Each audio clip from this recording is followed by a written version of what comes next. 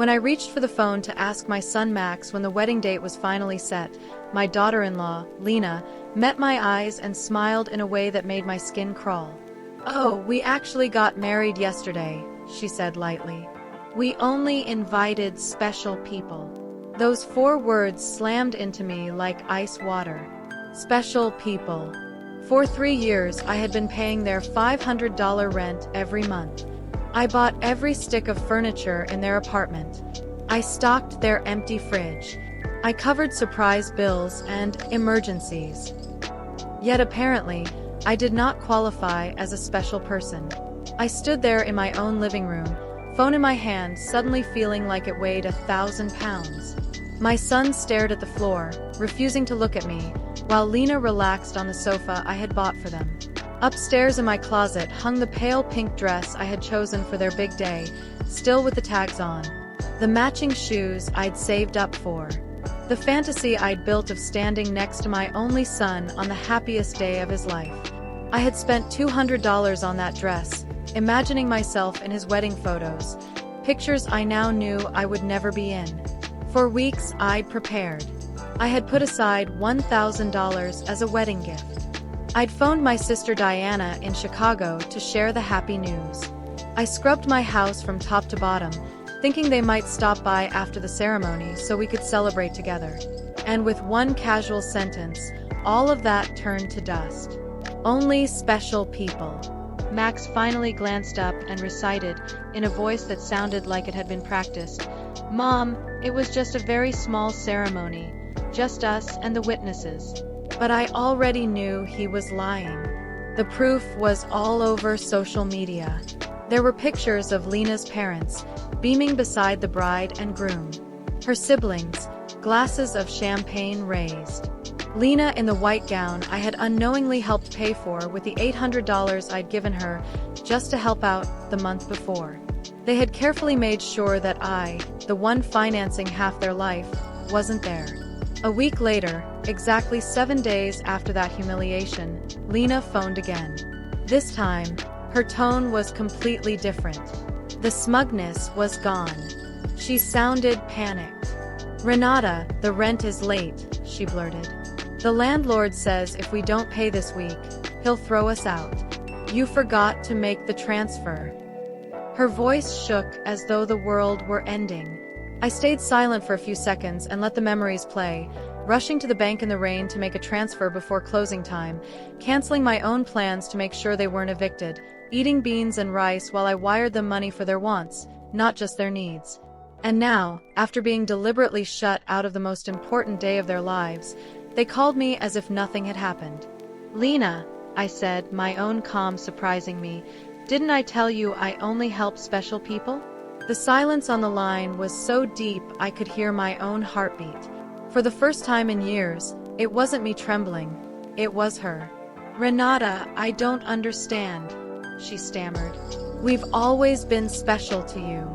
You're like a second mother to me." Lies. Pretty words in a pretty voice that only ever appeared when she needed something. The same voice she had used to ask for money for her wedding dress, for the honeymoon, for the rings, things I paid for, without being told I was funding a celebration I wouldn't even be invited to.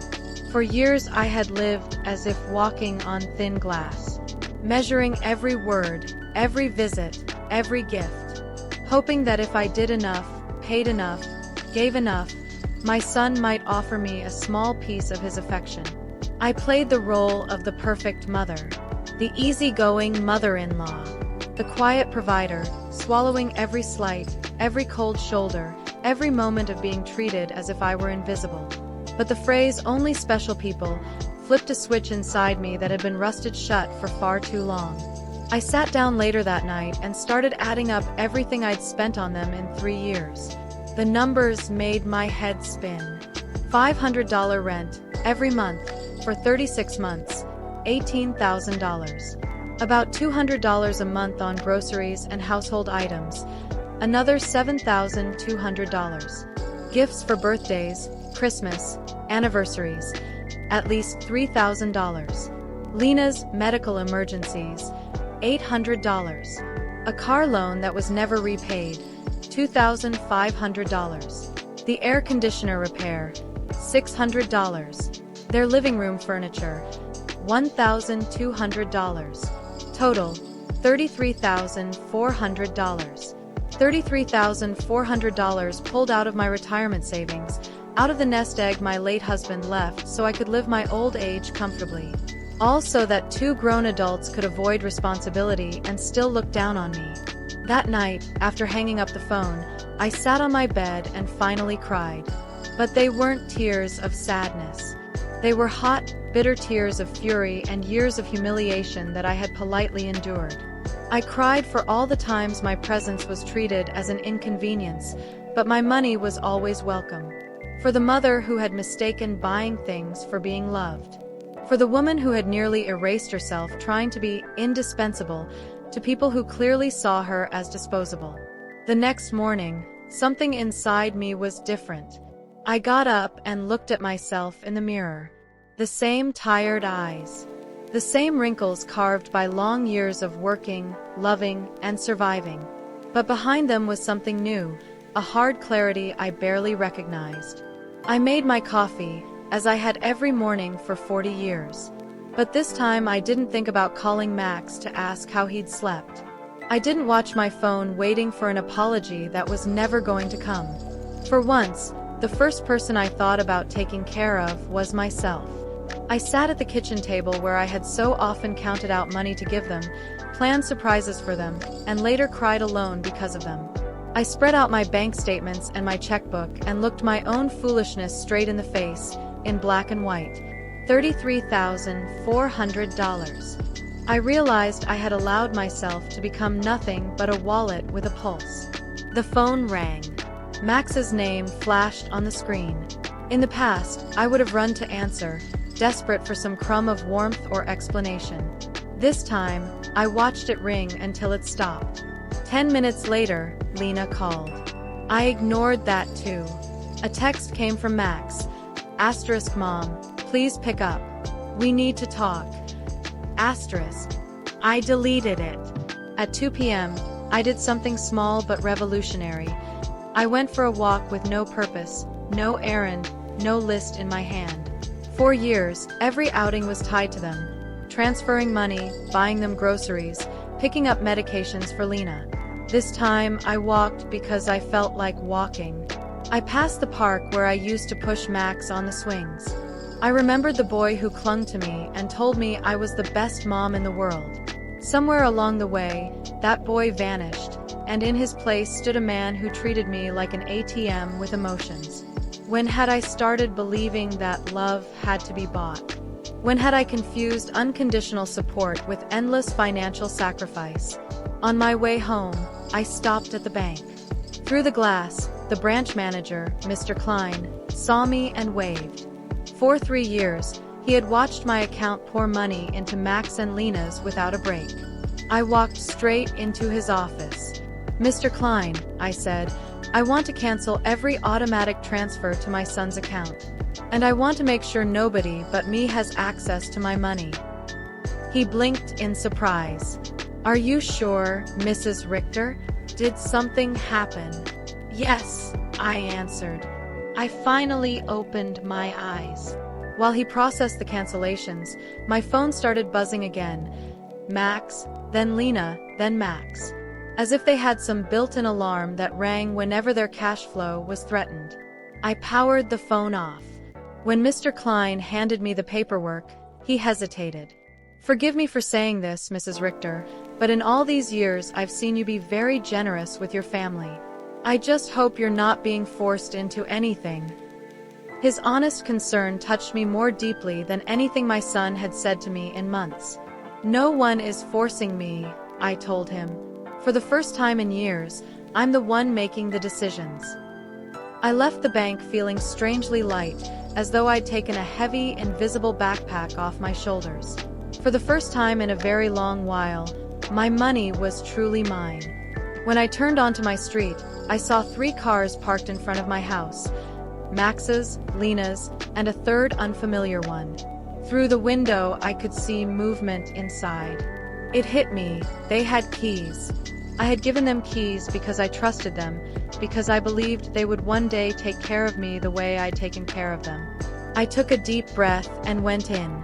Max sat hunched on my sofa with his head in his hands. Lena was pacing like a caged animal. At my dining table, a gray-haired man in an expensive suit shuffled through my private documents. "What is going on here?" I asked, louder than I meant to. All three of them looked up, as if I were the one intruding.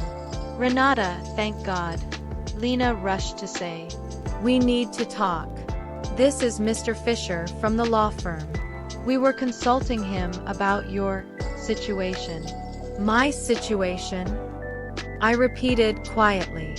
"What situation? I am perfectly fine." Max finally looked up. His eyes, once full of childish trust, now showed only panic. "Mom, we went to the bank," he said. "They told us you canceled all the transfers and blocked our access. We don't understand why you'd do that." The lawyer stepped forward with a practiced, professional smile and an outstretched hand.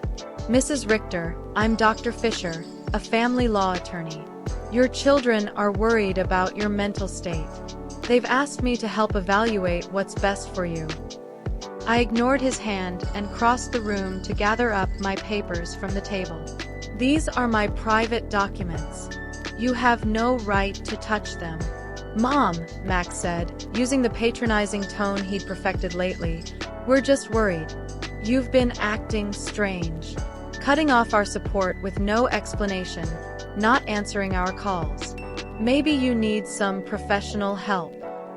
Lena came closer and tried to take my hand, turning on that soft, false gentleness.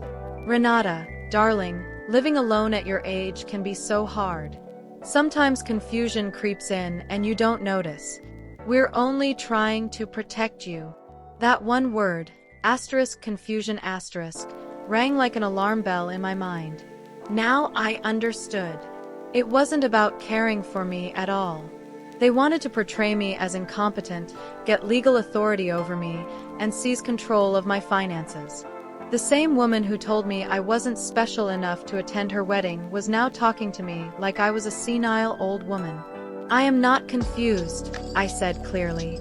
"I am thinking more clearly than I have in years. And you are going to leave my house. Now." "Mrs. Richter," Fisher cut in, still sounding smooth and reasonable, "your children have the right to seek help if they believe your ability to make financial decisions is impaired. They've documented several worrying behaviors." "Such as?" I asked. "Deciding to stop sponsoring two adults who refuse to treat me with basic respect." Lena snapped, as if I had slapped her. "We've never treated you badly. You're part of our family. And everything you have will be ours one day anyway. We're just trying to organize things early." There it was. The truth, raw and unvarnished. In their eyes, I was already gone, nothing but an inheritance waiting to be collected. "Out," I said, pointing to the door. "All three of you." "Mom, we can't just leave," Max protested, face twisted like a child denied a toy. "We have obligations. Rent, the car, the credit cards you co-signed. You can't just cut us off overnight." "Who says I can't?" I snapped. For years, I paid rent on a place where I wasn't welcome. I filled a refrigerator in a home where there was no room for me.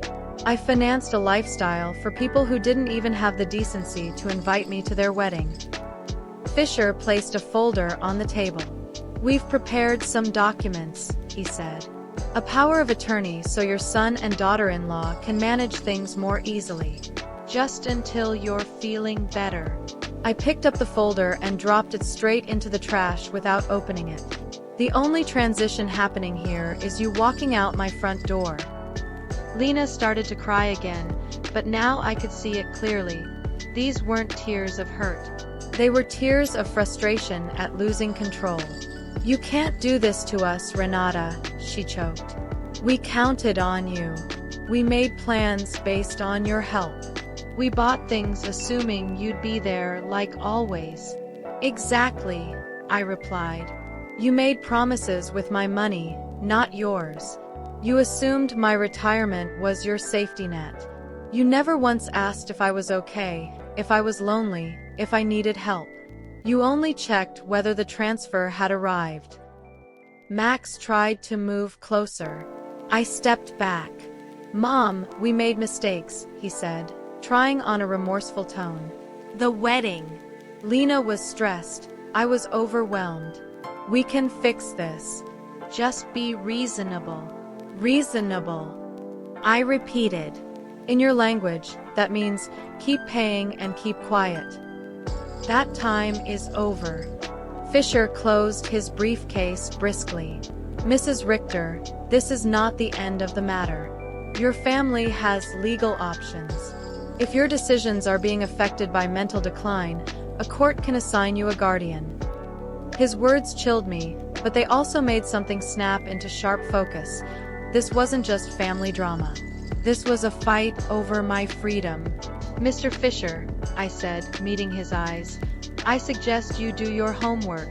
You are threatening a 71-year-old woman who managed her own finances flawlessly for 40 years, raised a son alone after her husband died, worked until retirement, and until last week supported 2 healthy adults who refused to grow up. Lena dropped her fake tears and glared at me with open hatred. This won't stay like this, Renata. We have rights. And we have lawyers too. Use your own money to pay them, I said. Mine is no longer available. They walked to the door with wounded outrage, like people not used to hearing no.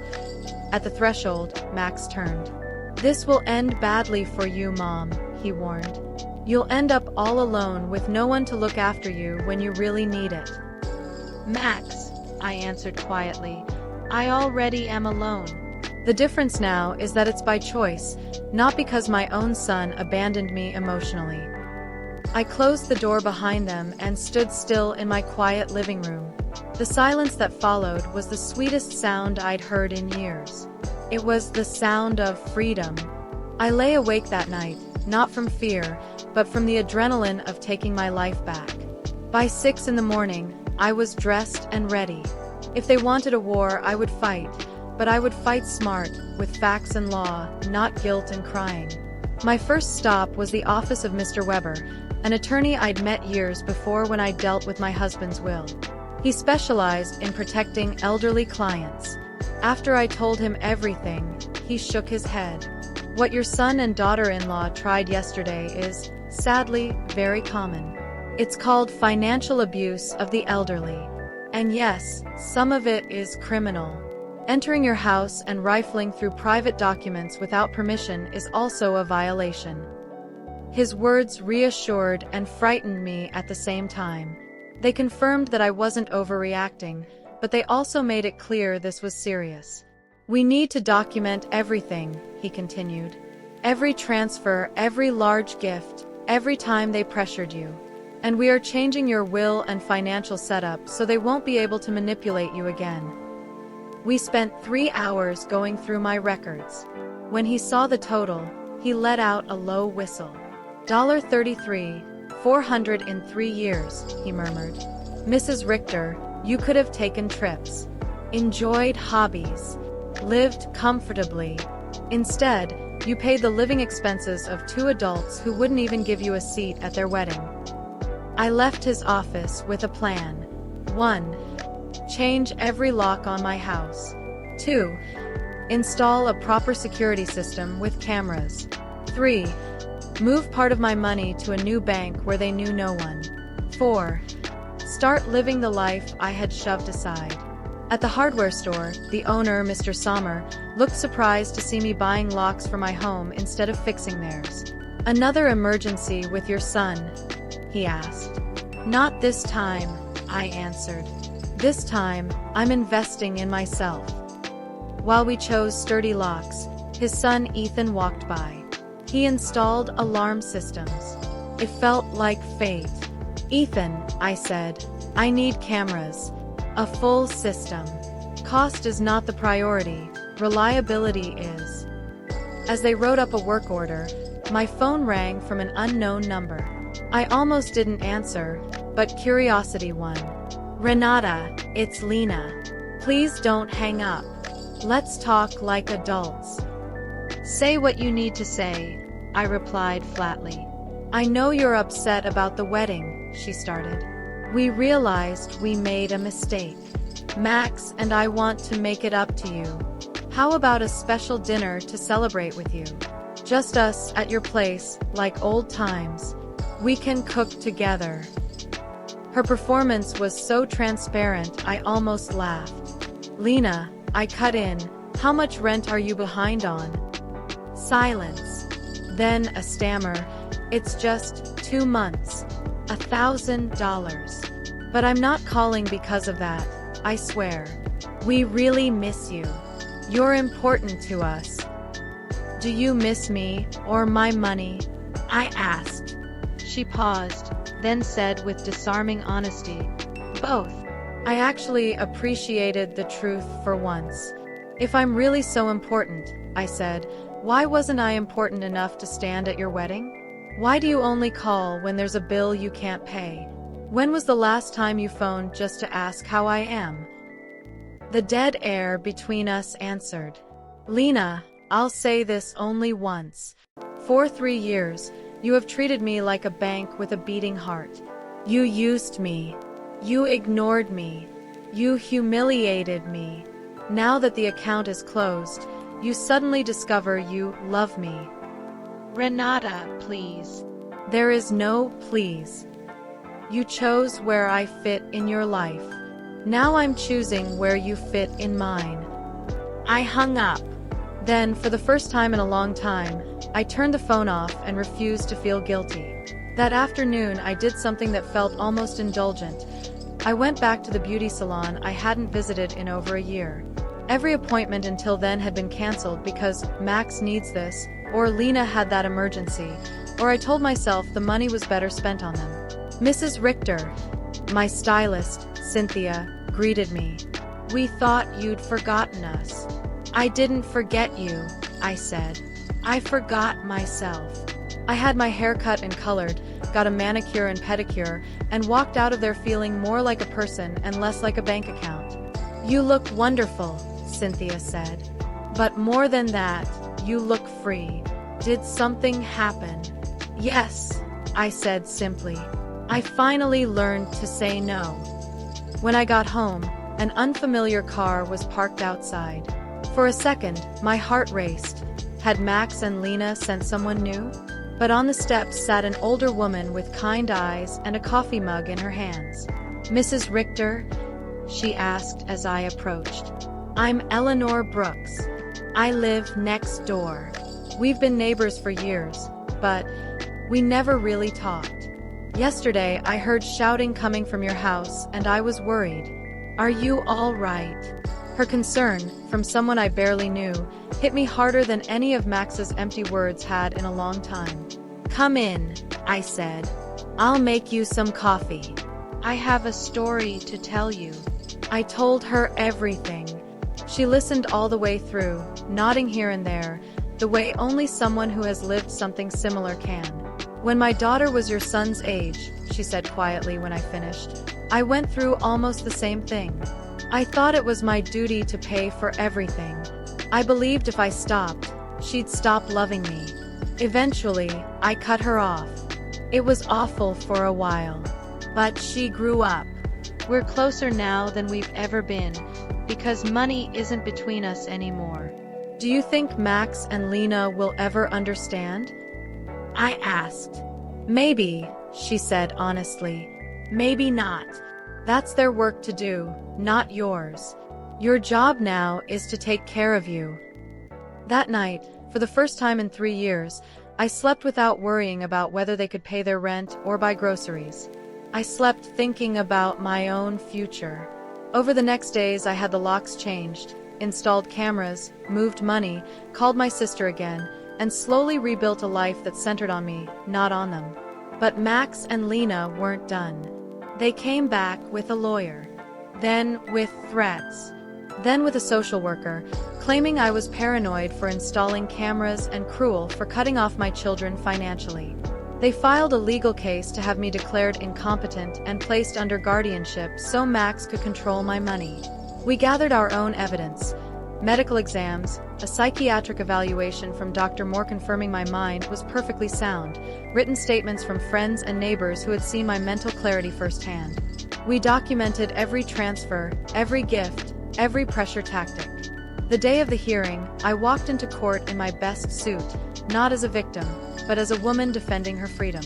Max's lawyer painted me as a confused old woman manipulated by scheming neighbors and lawyers. Lena wept on the stand. Max talked about my decline. A hostile neighbor and a misled pharmacist testified, their words twisted to serve the story that I could no longer manage my own life. Then it was our turn. My pharmacist explained how he'd been tricked into signing something he didn't understand. My doctor and Dr. Moore testified to my excellent cognitive health. Eleanor and my new friends described a woman who had become more active, more social, and more clear-headed since setting boundaries. Finally, I took the stand and told the truth. About the $33,400. About the secret wedding. About the only special people comment. About the pressure, the lawyer in my dining room, the attempt to get me to sign away my autonomy. When Mr. Weber asked why I stopped helping them financially, I said, because I finally realized what I was buying wasn't love. It was access. To them, I wasn't a mother. I was an income stream. In the end, the judge saw it clearly.